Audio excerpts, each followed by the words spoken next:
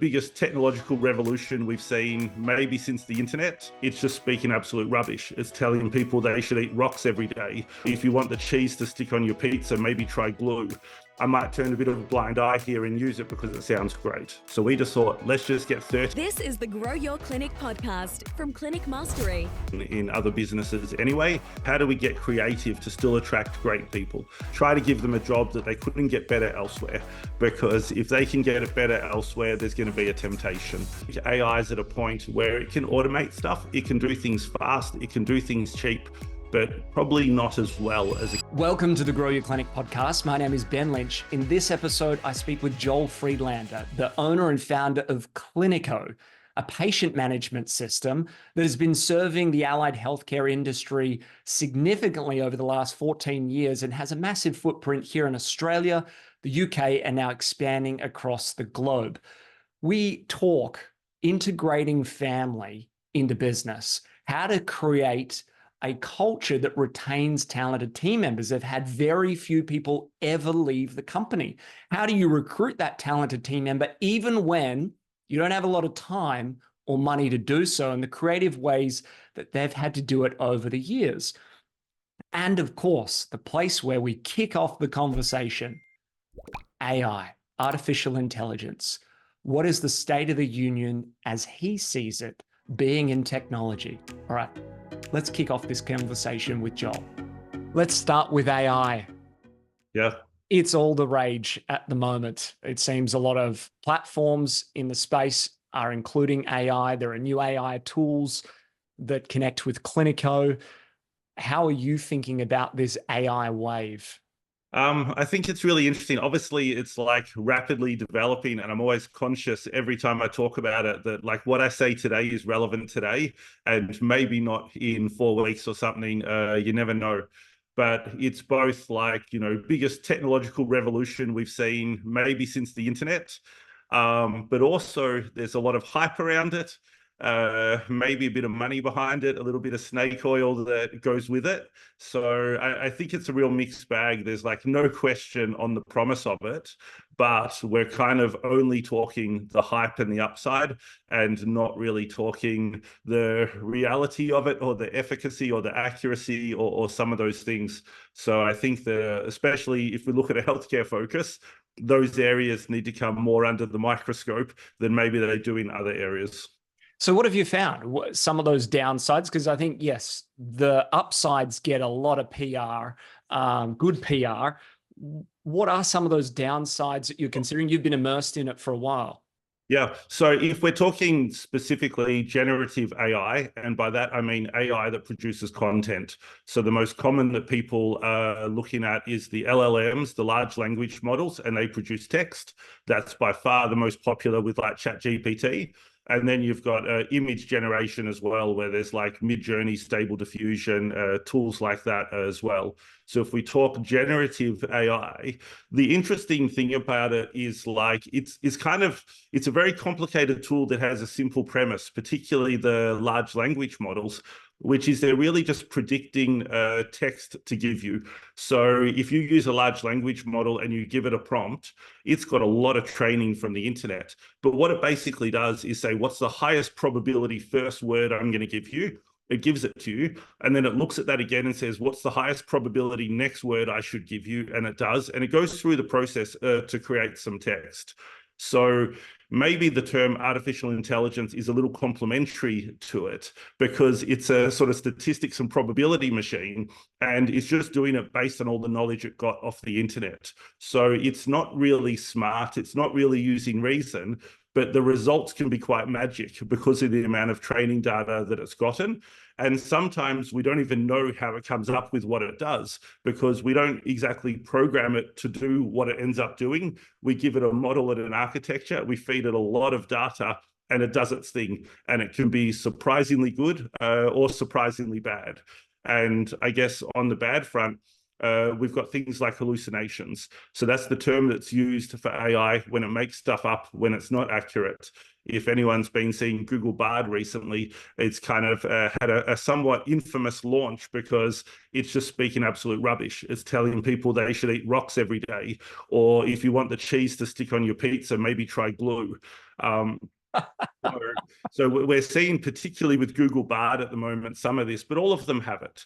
You know, if you look at ChatGPT, the most used, and you read their privacy policy, it basically says, don't trust what our models will tell you. They could be factually inaccurate. And they put that out there as a disclaimer. If you have a look also at ChatGPT, and now they don't have anything particular for us in Australia with the Australian privacy principles, but they do have ways you can be GDPR compliant with it, and that's for the European Union. So it's probably the most relevant to us if we're looking for healthcare. And what they say to be GDPR compliant is don't put any sensitive information into it, and don't put anything for anyone under the age of 14 into it. And that's a requirement if you're to be compliant. So, you know, it's a bit lesser talked about, but they're kind of steering people away from using it for sensitive information. And the inaccuracies are definitely there. There was a recent study that I found is the most interesting. It was done by Princeton. There was the Allen AI Institute and a few others that got involved. And they were evaluating the accuracy and effectiveness of AI in summarizing long text.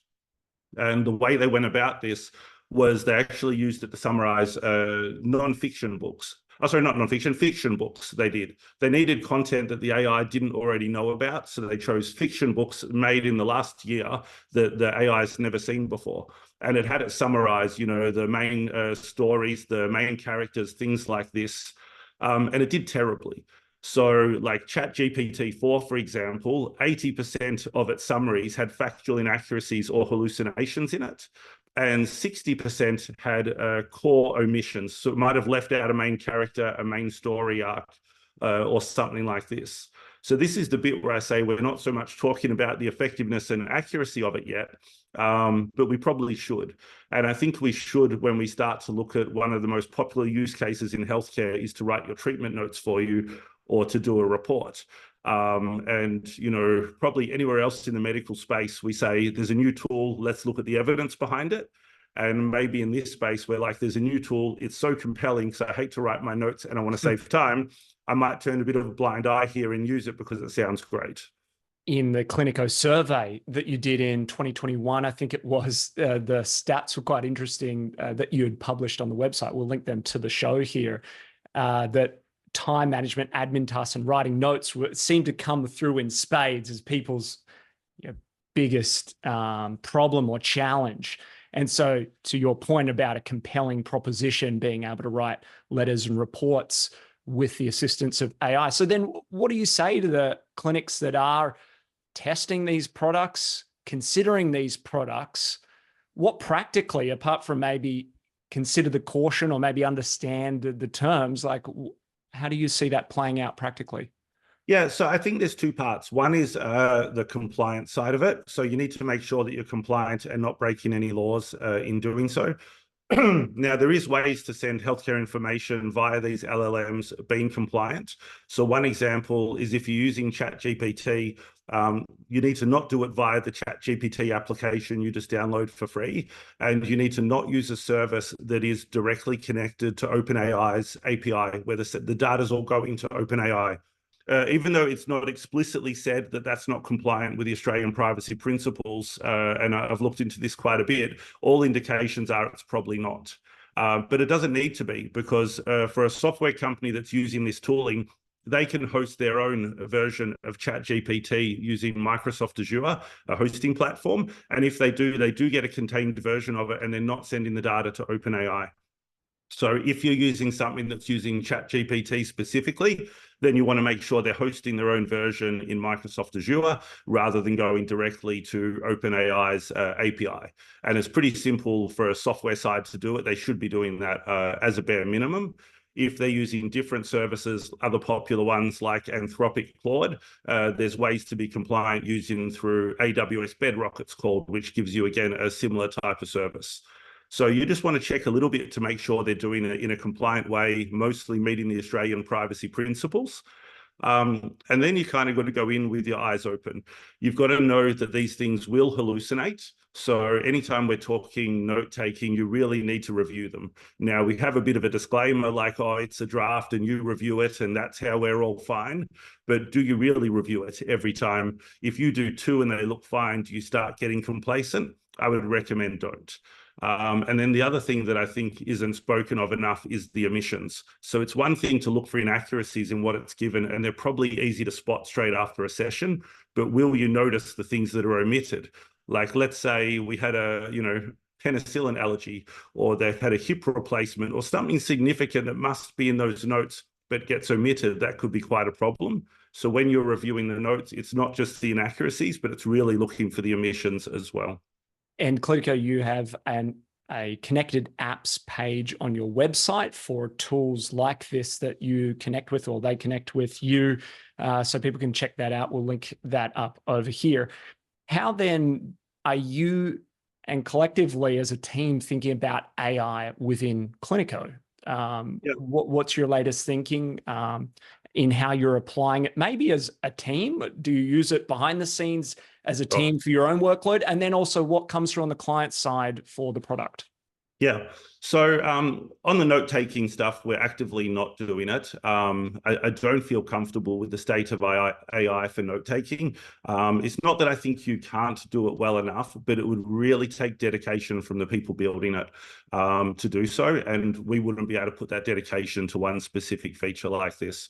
So we're not doing the note-taking. There is other companies that do note-taking. I know a couple that have got traction at the moment is Patient Notes and Heidi, the two that I hear about a lot. I think one of them's connected with Cliniko and the other one is starting to do so. So it'll be something that people can use as an integration. As far as how we use AI ourselves, it's very minimal at the moment. I would say as a philosophy, as a business, we care a lot for sort of quality and accuracy, maybe more than speed. And I still think AI is at a point where it can automate stuff. It can do things fast. It can do things cheap, but probably not as well as a capable person. And we're not really prepared for that sacrifice at this stage. So maybe we use it, like I've used it to reword the name of a talk that I'm giving. It's quite good at that. Or we might use it to scrape and summarize some basic information that's not terribly critical. But there's not a lot of places we're using it in our business. We explore and we experiment, and mostly we decide no, based on the current outcomes. I've personally been experimenting a bit with like GitHub Copilot recently, which is a developer tool to help you write code. And it cost me more time than it gave me to use this thing. Now, there was times where it was magic and it did something amazing and it saved me doing it. But for every one of those, I wasted more time on the, going down the wrong path than I gained from it. So I can't say that I'm like a huge fan. And I say that we've been pretty immersed in AI for the last few months at least. As far as what we're doing in Cliniko, we have a few places that we're trying to get it working in Cliniko, because I do think if you can get AI working well, it's amazing, but it doesn't come out of the box and it requires some effort. So one example, the first thing we started using it for, and it's the least interesting thing, is we started using it for some spam detection. If people are using Cliniko maliciously, we can use it to detect some of that. And it's not an exciting use, but it was an accurate one. Another thing we're looking at the moment is just some like document recognition to be able to read files you might import into Cliniko automatically with AI and convert that a bit and put it in for you. It's pretty good at image recognition, video recognition, reading text, things like that. So just trying to play to its strengths and probably not use it, I would say, in mission critical areas and maybe a bit out of the medical side of it, at least for now. It's a great perspective and a different one, perhaps, from what we're seeing and hearing a lot through social channels, etc. You spoke to the point about capable humans, and Cliniko, from what I know, has a unique way, you have a unique way of recruiting capable humans and building a culture where it's incredibly sticky, as I understand it, high retention. And I realize we're speaking here with clinic owners, who have some different elements, some different contexts. There's still some fundamentals. I'd love to unpack that a little bit more with you. I saw you recruiting right at the moment, maybe for an operations manager. So Yep. take us into the world of recruitment and your philosophy. You have quite a few philosophies that you like to practice. What does recruitment look like for Cliniko? Yeah, I think that one of the challenges we always had, especially early on when we were much smaller and much less resource, lower salaries we could afford to pay and things like that, is how do we get creative to still attract great people? Because if you don't put a lot of effort into your recruitment, your applicant pool will reflect that. It really requires higher than normal effort to get the right people applying, and then to be able to go through and work out just how who those people are in that package.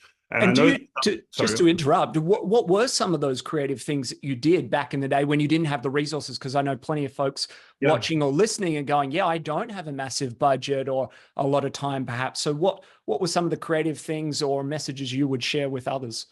Yeah, so things we did is our team still does it. Our team work a 30-hour work week, but at full-time pay. And that was probably the biggest thing we did for a couple of reasons. But one of the biggest was recruitment. We knew that that was going to be compelling to people, that even if, maybe we're not offering the same salary as others, the ability to work 30 hours, have much better work-life balance is going to resonate with a lot of people. And we're going to be no worse off for it. And maybe it's a little bit different, for healthcare practitioners with billable hours. But in a creative field, what you get done in 30 hours or 40 hours might be a bit of a moot point if you're productive. You'll probably get enough done in 30 hours, even more than someone else does in 40 in a productive environment. So we just thought, let's just get 30 really good hours out of people. And we're probably beating what they put in other businesses anyway. And it's great for recruitment. We have unlimited annual leave, so we're not tracking it. People take what they want, with the only exception saying minimum 4 weeks a year, just to make sure that people take enough.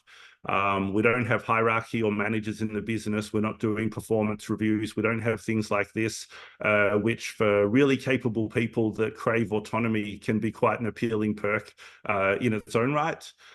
So it was trying to look for the soft things that didn't necessarily cost us money, but would be appealing and have our job stand out against other jobs.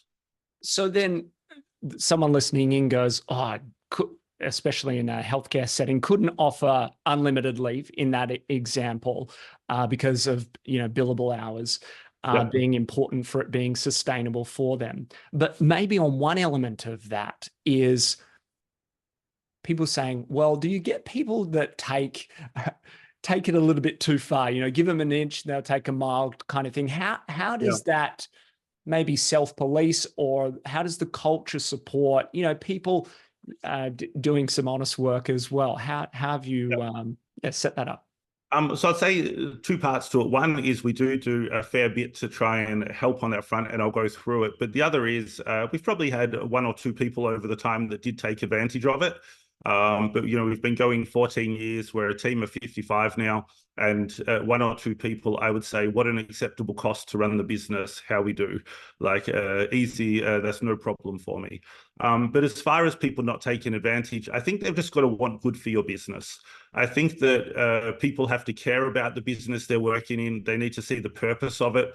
They need to really, truly believe that if this business doing well is good for me, good for the world, good for something, so that it's actually achieving something real for them.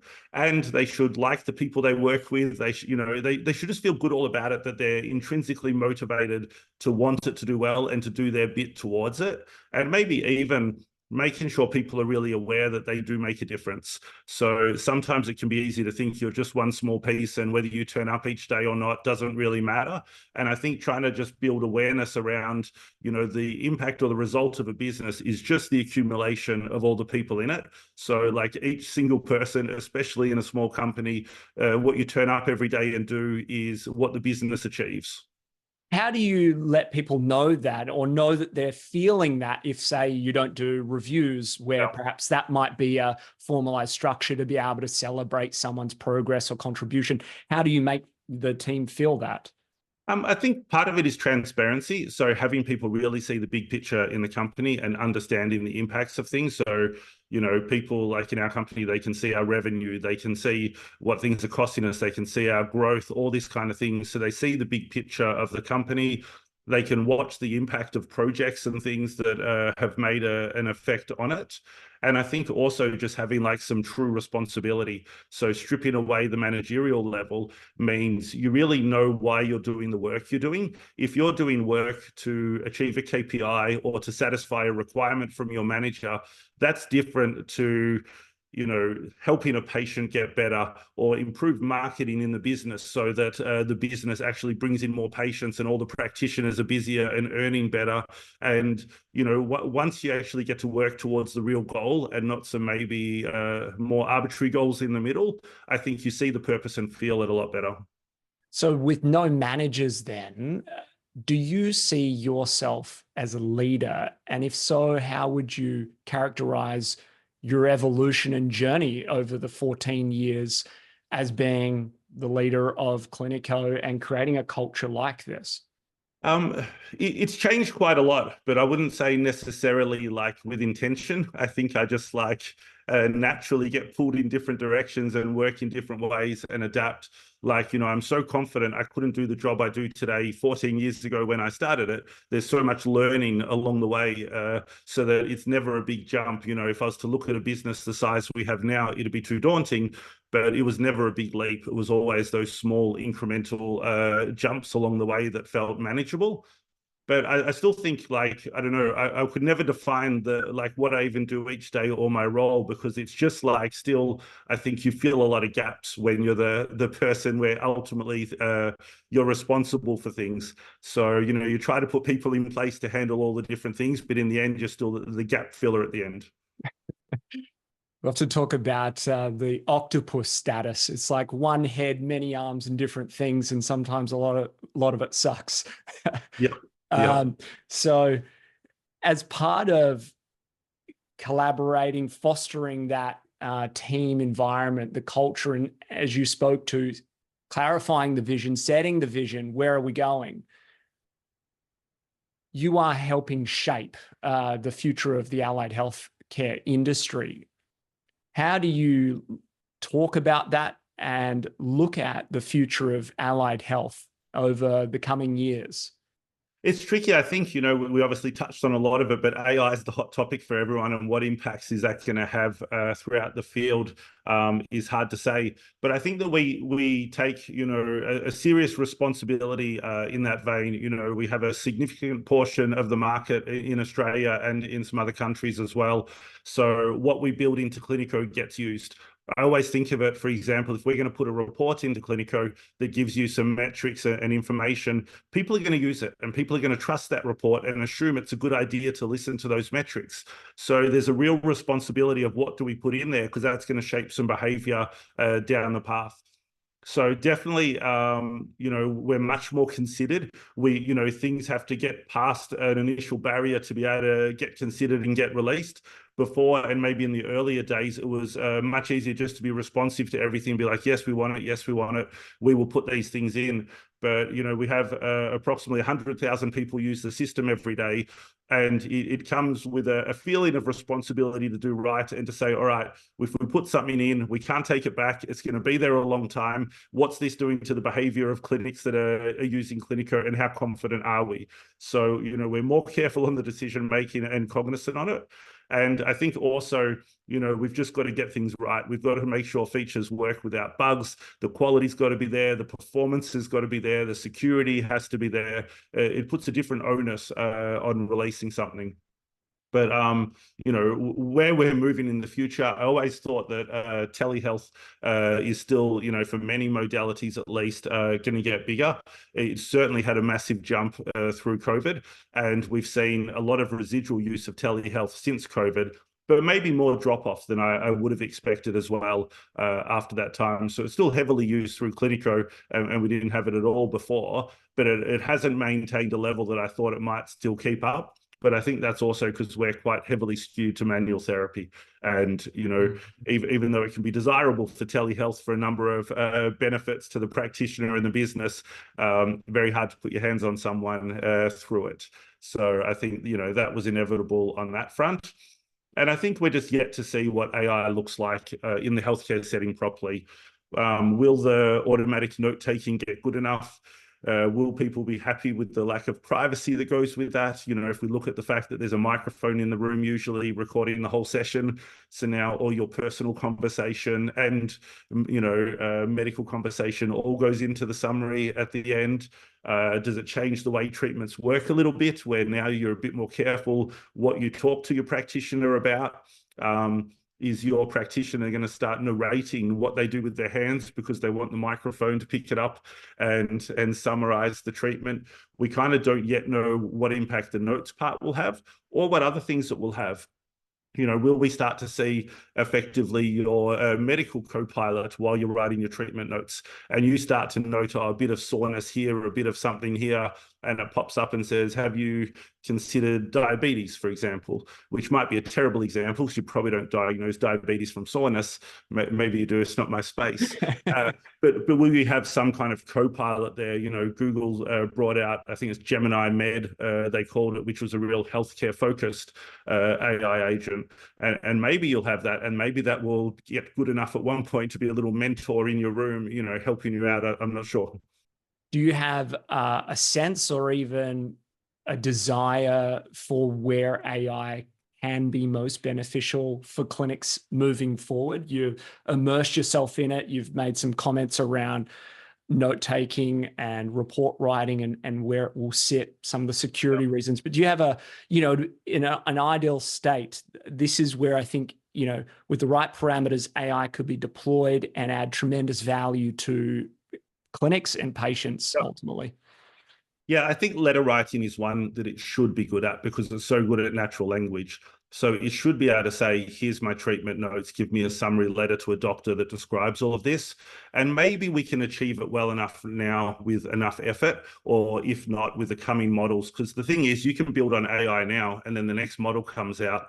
Now you'll have to do a whole lot of retesting, but maybe that is all you needed to get the sort of quality that you want from it. So I think letter writing for sure is an obvious one. I think speech recognition is still really compelling. I could see in telehealth, for example, it's very good at speech recognition. It could put subtitles on the screen while you're talking. So if there's someone with hearing impairment, it could be automatically transcribing. It can just as easily do it in a different language. If you've got a patient of a different language, you know, and you're unable to communicate normally, all of a sudden, maybe it just automatically translates and subtitles in any language for you during the session. And I think that's places where it's already pretty good, and it would just be the effort to implement. I think we might see it come up in data reporting, where you could use some natural language to query information in your system. We will return to the episode in just a moment. But since Joel mentioned reports in Cliniko, it's time we talk about Allie. You can head to allieclinics.com and test out our new software for free for 30 days. Allie connects directly with your Cliniko account to automatically sync reports so that you can see visually and clearly the performance of any therapist or location. And you can easily share it with your team so that they take greater ownership and responsibility over their own performance and caseload. If you're joining me here on YouTube, you'll be able to see my screen. We're looking at a fictitious character, Toby Wheelwright, and reviewing his utilization. We can see the green line represents the target that you've set specifically for Toby. The purple line represents the actual performance, which is just below the target. What this means is that at our next mentoring session, we can have a really thoughtful conversation about how we support Toby to boost his utilization with a more ideal caseload, the people he loves to treat and serve. We can then track that over time to see whether the actions that we committed to are making the meaningful and measurable changes for his utilization and satisfaction in his role. Allie enables you to share these data points with your team very easily so that they can take ownership in their role. And you can test it free for 30 days. All right, let's head back to the podcast with Joel. And then the big next step that everyone sort of talks about is AI agents that are taking actions. So it's one thing to, be retrieving data, but maybe we can have some agents that are doing things automatically as well, like automatically contacting patients for a particular reason. Maybe we have it answering phone calls, although I'm not yet convinced that that's going to be a nice experience. Maybe it gets better. I think we'll see it in these places, whether it's gets great for it or not, because it can be a money saver, and health clinics do run lean and they're small businesses. And perhaps, for answering your phone, maybe it's not as good as a receptionist, but you don't have a receptionist from 5 p.m. till 9 a.m. And is the AI agent better than the phone ringing out? Probably. I still say probably, not certainly. So there's some spaces I could see it in the probably not too distant future. So you're thinking about AI, using AI in varying degrees with Cliniko, but you mentioned really from a product decision making, a lot of responsibility that you feel with so many people using it. Can you share, as of today, how do you go about making product decisions, whether it is to include AI or roll out a new, report? What does that look like within the team as to how you make decisions? So a number of people in our team will get involved in it. We have people in our team that have been in the space. So we have practitioners that have joined our team. We have an ex-practice manager in our team. So we have some good core knowledge of people that have been Cliniko customers in the past or in other systems as well and been in the field. So we have that internal knowledge. And then because our team has been around so long, we have quite a few people that have been in our business for 10 plus years, people that have just been immersed in the healthcare space and the tech space for so long. We have a pretty good feel for it as well. So for the most part, it's internal judgment, but of course we can reach out to certain places where we want some extra opinions. I've done so in your Clinic Mastery community where I'll reach out there, and we'll do that as well when we feel like we don't quite have enough internally. Not quite built into the product, but on the Cliniko website, one collaboration we had was the cost of losing a practitioner. You remember that when you presented it at our event many years ago? Just seeing the dollar impact, we'll link that to the show here. It was quite confronting, but I guess the point of that message was how do you retain team members? You were kind of offering a counter to the always hiring approach. What if you were able to retain your team members? And by seeing the very shocking dollar amount that it actually costs was pretty big. How do you think about retention within the Cliniko team? You've had great retention, as I understand it, within your team. What are some of the things that you feel help set up the Cliniko team for a long length of tenure and a really engaged career? Yeah. So we've been going 14 years. Like I said, we're 55 people. We've had 3 choose to leave in that time. Wow. And I think the most basic summary is try to give them a job that they couldn't get better elsewhere, because if they can get it better elsewhere, there's going to be a temptation. So I think you really want to know that you're offering the best thing possible to them. For us, the reduced hours is certainly part of it. I think the real flexibility we offer, we don't have such set work hours. People are choosing when they want to work, and they get to, I'd say we're particularly family-friendly business. So people that work in our company and have kids probably know their kids better than people working in most other businesses. And that's like a gift you never get back that time. So I think that those parts of it play a big role. I think the no managers plays a role. I do think there's job satisfaction for, the autonomy that comes with it and the purpose for what you're doing. I think that our business strives for more than just some profits, is big for people in the team. We do donate 2% of our subscription revenue to charity. We've been doing to Beyond the Orphanage, I think, for almost 10 years. We've been doing for Sea Shepherd more significantly over the last few years, and they're causes that are important to people in our team. And they know that the success of the business is causing other things to go well, not just our own pockets. We've managed now, I'm not sure the total number, but we've been able to give millions towards these charities since we've been running. So I think all of these things combine. And then also we really try to help foster friendships with the team, and people in the team, so many of them are just great friends with others in the team, travel to see each other, because we're a remote company. And we do that with meetups and social channels in our Slack that we use. And, sometimes we'll attend some conferences either to exhibit or otherwise, and we'll get some people together there. It's like a little mini meetup. And that as well, like when you work with people you really like and they're your friends, it makes a difference too. You've been doing more conferences by the looks recently, a new booth. I've seen plenty over social media looking really sharp. And obviously with COVID, we had sort of the downturn in in-person conferences. I guess what spurred on that additional presence, and what are you hearing from people on the ground floor when you do get out? A bit of it's some pettiness towards other places you could do advertising. So I'm not so keen on giving Google our money, or we don't spend anything with Facebook or Meta anymore. So we really tried to make more ethical choices in our marketing spend. And when we go to these conferences, we're giving the money to the associations, which effectively is going through to the members. So it feels like a better place to do marketing spend. It's marketing spend. It helps our business, but it also actually helps with our customers as well, which is quite nice. And then we found just numerous benefits for turning up to these conferences. The original idea was obviously marketing, branding, exposure, get new customers. But in starting to do them, I think like what we would have considered the side benefits maybe even become the main benefits.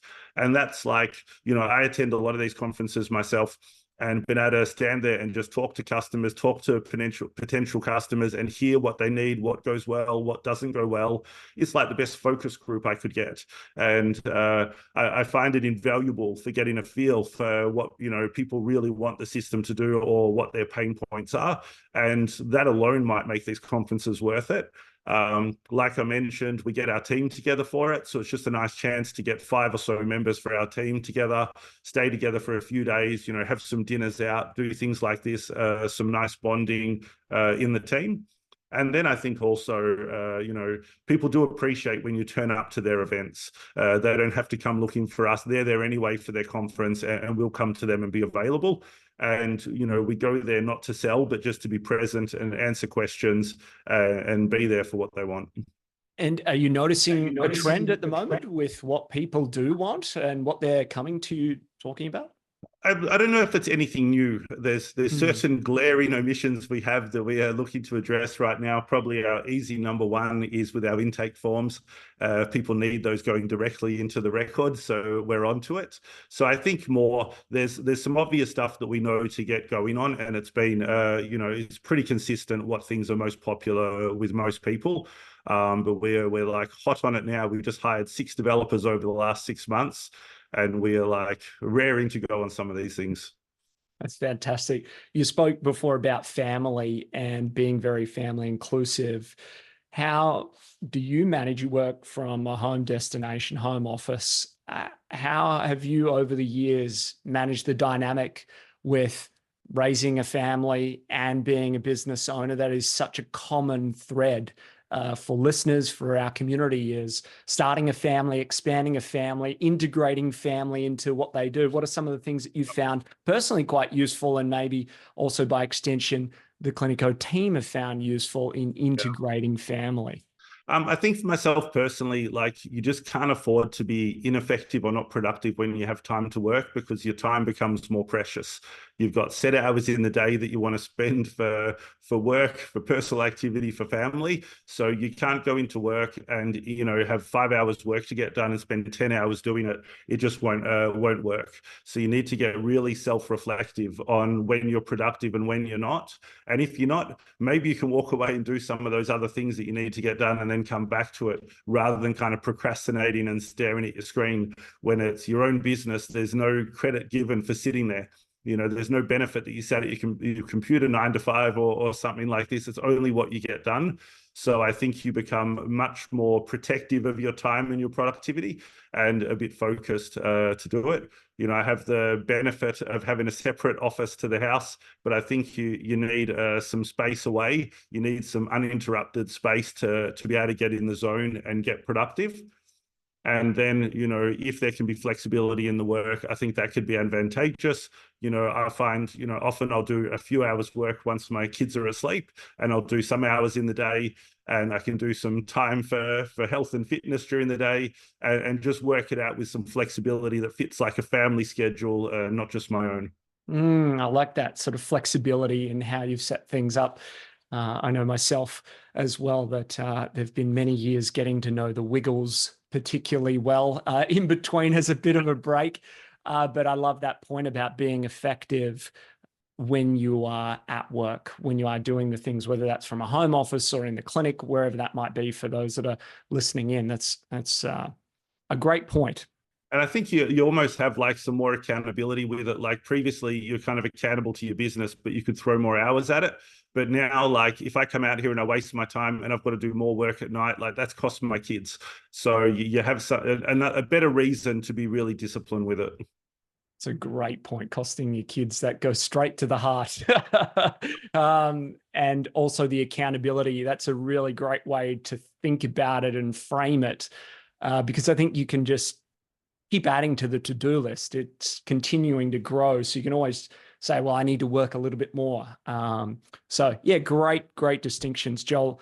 We've gone in a number of different directions, from product making decisions, leadership, culture, retention, recruitment, family, AI. Thank you. Thank you for sharing. We've had a couple of podcasts now together over the years. You were commenting before about we've been doing this a while. We'll keep doing it. No doubt there'll be a future episode as well to check in on all the progress that you're making.